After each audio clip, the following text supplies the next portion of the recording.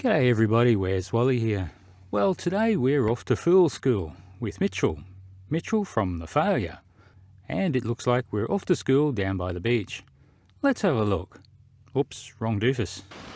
I think, well, my opinion. Oh my God. My opinion is I need to get a better tripod. Oh boy, Mitchell. And guys, it doesn't get any better than this. It's a train wreck. Opinion is magnetic declination all came about because of the equinox.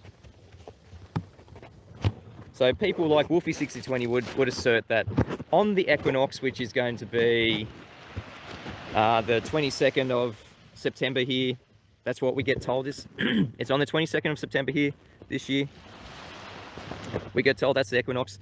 On the equinox, we get told that no matter where you are on Earth, you will see the sunrise and sunset at 270 degrees. So sunrise exactly east and sunset exactly west. That's what we get told. So far so good. You've been paying attention, Mitch. Okay, but the compass tells us otherwise. The compass lines up. I'm going to do it here live on the 22nd or 23rd, whenever it is, of September. We're going to see what the reading is on the compass. Where are you going with this, Mitchell? We do not, what we see is from the compass. That's the only thing that we can see.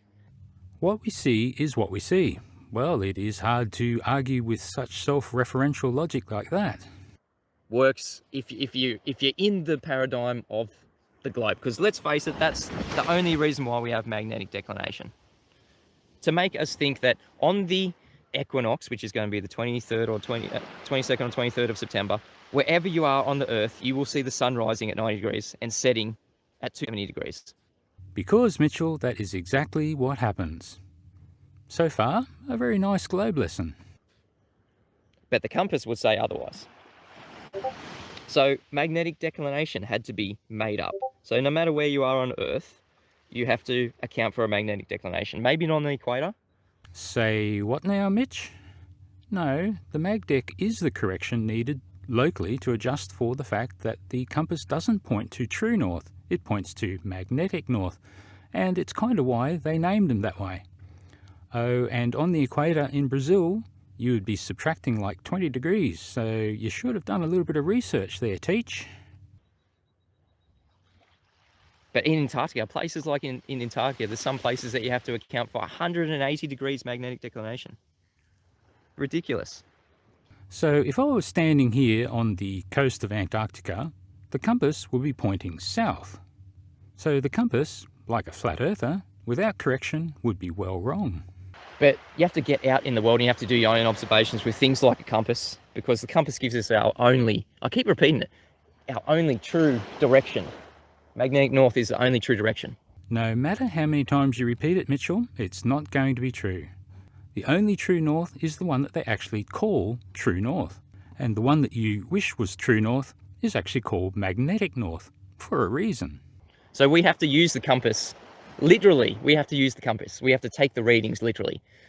We get told we need to add or to subtract something called magnetic declination, and that is only because on the equinox, they want us to believe, no matter where we are on Earth, that the sun is rising and setting directly east and west. That is anything but the truth. Mitch, you're wrong. That's exactly the truth. And I'll tell you why as soon as you are done with your disinformation campaign.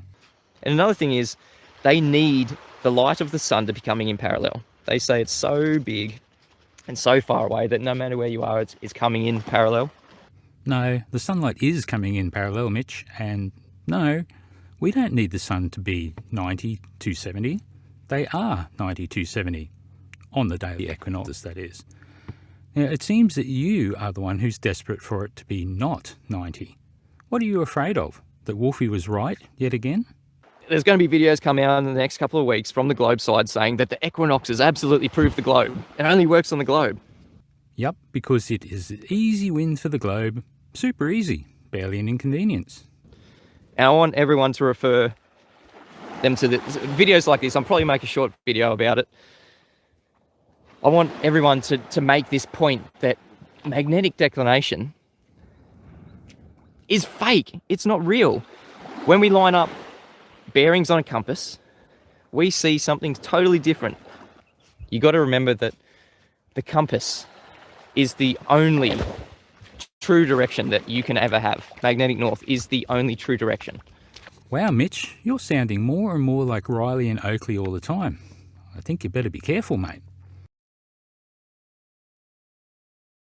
Okay, now it's my turn. Here is my challenge for you, Mitchell. What you can do, or what anyone can do really, is on a beach or in a park, set out before dark a few tall markers to designate where the camera is located and where you estimate the pole is. Due south for those down under, due north for those in the northern hemisphere. Have a guess where you think it's going to be. Now, I had a fence with vertical bars that turned out to be about 3/4 of a degree apart for the distance away that the camera was, and that made the marking out really easy. Now, once you've done a star trail and you've located the center of that star trail, then north or south is directly below that. Now, turn 90 degrees to the east from that line and you'll see exactly where the sun is going to rise at 90 east anywhere in the world on the day of the equinox. And this works all over the globe, north or south. So the magnetic declination is simply the adjustment required to make the compass work correctly in all places. It only works on the globe. Of course, Mitchell has neatly painted himself into a corner on the globe. Well, I guess you guys know what I mean by that. Because in the days following the equinox, we're all going to be asking Mitchell to please explain how is the sun rising south of east. Now, his location is well south of the tropic, so that the sun is always north of him at noon. So Mitchell, get your excuse hat on, go and ask Riley, ask Nathan for help, because son, you're going to need it. How will you explain away the obvious globe sign of the sun rising south of east in summer when you're further south than the tropic? I await your video. It only works on the globe. Maybe a few chaps could just pop over to Mitchell and ask him this question too, because I would hate for him to miss out on such a valuable learning opportunity like this one. Thanks guys, this has been fun, Mitchell. I hope you enjoyed it. I certainly did.